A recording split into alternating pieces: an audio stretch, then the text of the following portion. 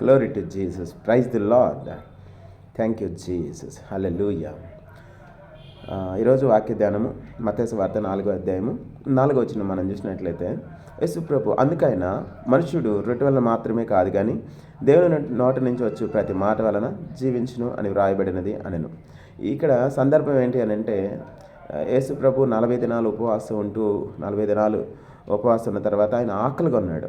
అప్పుడు శోధించడానికి అపవాది యేసుక్రీస్తు వద్దకు వచ్చి, నీవు దేవుని కుమారుడివి అయితే ఈ రాళ్ళని రొట్టెలుగా చేసుకొని తిను అన్న దానికి జవాబిస్తూ యేసు ప్రభు అని అంటున్నాడు, మనుష్యుడు రొట్టె వల్ల మాత్రమే జీవించడు కానీ దేవుని నోటి నుంచి వచ్చే ప్రతి మాట వలన జీవించడం. There is a kind of life. ఒక జీవితం ఉంది. అది ఇక్కడ రాయబడిన జీవితము ఏంటి అని అంటే, మనుషుడు రొట్టె వలన అంటే మనుషులందరూ కూడా ఎలా జీవిస్తున్నారు? ఆహారం తీసుకొని నీళ్ళు తాగి వాళ్ళు జీవిస్తూ ఉన్నారు. It's a kind of human life. Everybody live as a natural human life, but Jesus refers here, there is a God kind of life lives in a human body. ఓకేనా? గ్రీకులో మనం చూసుకున్నట్లయితే 3 రకాలైనటువంటి జీవాల గురించి, జీవితాల గురించి రాయబడింది. మొదటిది జోయే అని అంటే దేవుని యొక్క జీవము లేదా దేవుని యొక్క జీవితము. It's a God kind of life. ఇంకొకటి వచ్చేసరికి సుఖే అనేది సాధారణ మానవ జీవితము. మనిషి జీవితం ఎలా ఉంది? పుట్టడము, తర్వాత ఈ లోకంలో ఆహారం తీసుకొని సాధారణ మనిషిగా జీవించి తర్వాత చనిపోవటము. ఈ యొక్క లాంటి ఒక అతి దైవిక శక్తి అనేది లేని ఒక జీవితము, దేవునికి పూర్తిగా వేరైపోయినటువంటి జీవితము, సాధారణ మానవ జీవితము. ఇంకొకటి ఈ బయోస్ అన్నది సాధారణంగా మనం చెప్పుకుంటే జంతువులన్నిటికీ ఉన్నటువంటి జీవితము. గ్రీక్లో అంతా ఒకటే జీవము అని రాయబడలేదులే కానీ మూడింటికి కూడా విడివిడి పదాలు, విడివిడి అర్థాలు ఇవ్వబడ్డాయి. ఇక్కడ యేసు ప్రభు అంటున్నాడు, మనుషుడు రొట్టె వలన మాత్రము కాదు కానీ men shall not live by bread alone but every word that is proceed from the mouth of God. దేవుడి నోటి నుంచి వచ్చే ప్రతి మాట వలన మనిషి జీవించును అని రాయబడింది. అంటే దాని అర్థము దేవుని వాక్యంలో ఆయన జీవము ఇమిడి ఉంది. హల్లెలూయా. దేవుని స్తోత్రం కలుగును గాక. Thank you Holy spirit.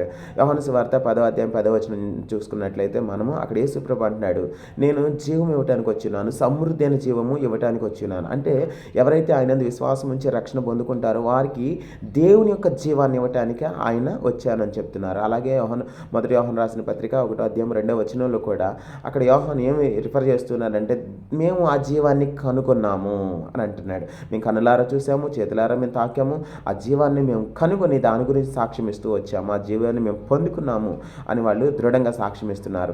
అలాగే యోహాను సువార్త 3వ అధ్యాయం 16వ వచనంలో నిత్య జీవం ఇవ్వటానికి యేసుక్రీస్తు లోకానికి పంపబడ్డాడని, దేవుడి లోకాన్ని ఎంతో ప్రేమించాడని ఆ యొక్క వచనాలు మనకి తెలియజేస్తున్నాయి. ఇదంతా కూడా దేవుని యొక్క జీవము మానవునికి ఇవ్వటానికి రిఫర్ చేసినటువంటి వాక్యాలు. దేవుని జీవం నిజంగా ఆయన నమ్మిన విశ్వసిస్తున్న వారికి ఇస్తున్నాడంటే ఇక్కడ పాయింట్ ఏంటి అని అంటే, ఇక్కడ every word when you read the Bible from Genesis to revolution, every word, every verse, every chapter saturated by the Spirit of God. It is the breath of God. అందుకని దేవుని వాక్యంలో రాయబడింది, ఇది మనిషి నుంచి వచ్చినది కాదు ఈ ప్రవచన వాక్కు అనేది, కానీ దేవుని యొక్క బ్రెత్, అది దేవుని యొక్క శ్వాస. ఎప్పుడైతే మనం బైబిల్ చదువుతూ ఉన్నామో, బైబిల్ ధ్యానిస్తూ ఉన్నామో, మరల మనం చదువుతూ ఉన్నామో, మనము ఈ జీవపు రొట్టెని మనం తింటున్నాము. ఇది ఆత్మ సంబంధమైన రొట్టె. మనుషుడు మామూలు ఒక ఆహారం, మామూలు యొక్క రొట్టె, సాధారణంగా భౌతిక సంబంధమైన రొట్టె తిన్నప్పుడు ఒక సాధారణ మనిషి వాళ్ళు జీవిస్తాడు. కానీ ఈ యొక్క వాక్యాన్ని ధ్యానించిన వాడు దేవుని యొక్క శ్వాసని తనలో తీసుకుంటున్నాడు, దేవుని యొక్క ఆత్మని తనలో తీసుకుంటున్నాడు, దేవుని యొక్క స్వభావాన్ని, అలాగే దేవునికి ఉన్నటువంటి గుణలక్షణాన్ని, దేవునికి ఉన్నటువంటి ప్రత్యేకమైనటువంటి జీవము అనే దాన్ని మనం తీసుకుంటున్నాము. ఎందుకు అనంటే దేవుని వలె మనం జీవించటానికి. రోమీయులకు రాసిన పత్రిక 8వ అధ్యాయంలో రాయబడింది కదా, మనం శరీరానుసారంగా ప్రవర్తించడానికి శరీరానికి రుణస్థలము కాము, ఆత్మచేత శరీర క్రియలు చంపిన ఎడల మనము దేవుని వలె జీవించదము అని రాయబడింది. హల్లెలూయా. సో అంటే దేవుని వలె జీవించే ఒక జీవితము మనకి ఈ యొక్క భౌతిక లోకంలో ఉండగానే మనకు అది ఇవ్వబడింది, అనుగ్రహించబడింది. కనుక ఎప్పుడైనా మీరు దేవుని వాక్యాన్ని మీరు చదువుతున్నప్పుడు కేవలం ఇది కొన్ని కథలతోని, కొన్ని పద్యాలతోని, కొన్ని పాటలతోని మాత్రమే లేదు, కానీ దీని వెనక నిగూఢమైనటువంటి ఒక ఒక గుప్తమైనటువంటి ఒక జీవము ఇందులో నిక్షిప్తమై ఉంది. ఇది దేవుని జీవము. మీరు ఎప్పుడైతే దీన్ని ధ్యానం చేస్తూ ఉన్నారో జీవాహారాన్ని మీరు తీసుకుంటున్నారు. ఇది మీ ఆత్మకు శక్తిని ఇస్తూ ఉంది. So whenever you read the Bible again and again one day you are filled yourself with the power of with the life of Jesus Christ, with the life of God.